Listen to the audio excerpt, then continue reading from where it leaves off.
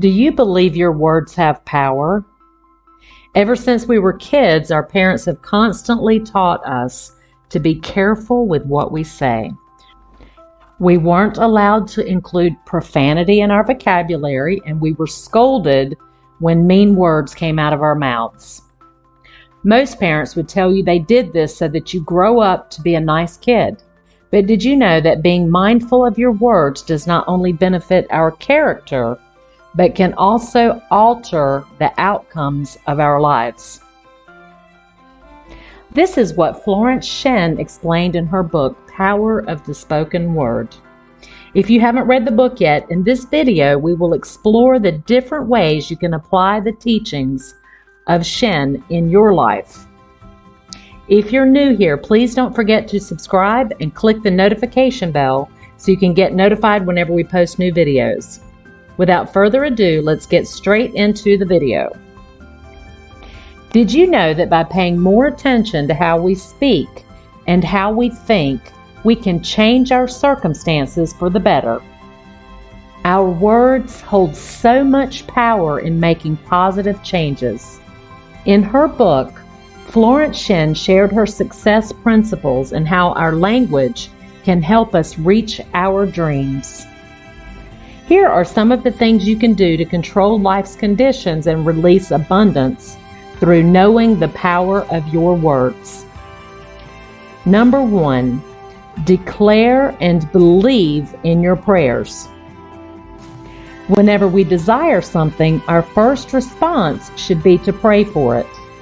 We should ask the one who holds the unlimited supply and performs miracles. We should ask God first.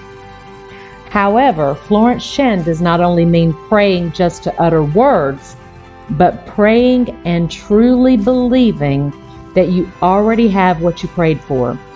She believes that if we pray with the belief of already gaining our desires, we'll definitely get what we want. Neville Goddard also taught this as the law of assumption and feeling what you desire first. As what Jesus said, when ye pray, believe ye have it. Number 2, receive and speak words of gratitude. Since we asked for something, we should be prepared to receive it too. Be a good receiver by rejoicing and giving thanks when it manifests into reality, and even when the blessing is still on the way. Always remember that as soon as we ask, infinite intelligence knows what to do. Our part is to rejoice and give thanks. Number 3, tell God you surrender everything to Him. Leave the plan of your life to the divine planner and you will find all conditions permanently perfect. The author tells us that fear is our only adversary. It robs us of all power, for we have lost contact with the universal powerhouse. When everything seems to be so difficult, you can make things lighter by knowing how to surrender everything to God. Number 4, speak only about things you want in your life. Our words are like magnets. Once they come out of our mouths, they have the power to pull whatever they are calling to. For instance, if you constantly think and speak of how poor you are, it is only natural that you do not attract any riches. In the same way, those who continually speak of disease invariably attract disease. This is the part where we need to be very careful with our thoughts and words. It can either make or break our dreams. As Florence Shinn said, a word is spoken and a chemical change takes place in the body. If you want positivity and good health for your body, make sure you speak of words that support that too. Always remember, all life is vibration. If we feel rich, we will attract riches. Number 5, make the most out of daily affirmations. Although it might seem silly at first, repeatedly saying affirmations can definitely change your mood, outlook, and even your whole life.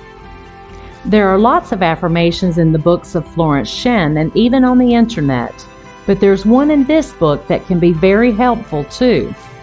If you ever find yourself in a difficult situation, you can always repeat this statement: I look with wonder at that which is before me. Which takes us to the sixth point. Number 6, do not be anxious. It can be hard to stay positive, especially in times when the world seems to hate you so much. Although it's a normal response to get frustrated or upset, feeling too much of this can distort our hopeful view on things.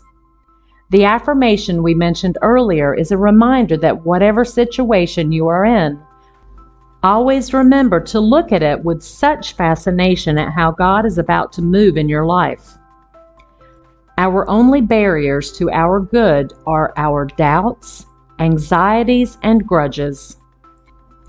Unaffected by injustice, we must spread goodwill to all parties involved. Everything we need or want is already in front of us. We shouldn't worry because man has access to an invincible, invisible power that can meet all of his needs. But we have to have faith in it. We must assume that our good will materialize. God is the giver. We are the receivers. He must make his own channels. There's just so much more that we can do in life, only if we know how to properly use the power of our words. Now that you've learned these things, we should be more deliberate in making sure that we don't utter negative and careless words. If you want to change your life but do not know where to start, that is your answer. Start with yourself and with the words you use. That's it for today's video. You can leave any of your questions, suggestions, or reactions in the comments section below. We'd love to hear from you. Also, don't forget to hit that notification bell so you can get notified whenever a new video is up. Always remember, your thoughts have the power to change your life. Until next time, thank you for watching.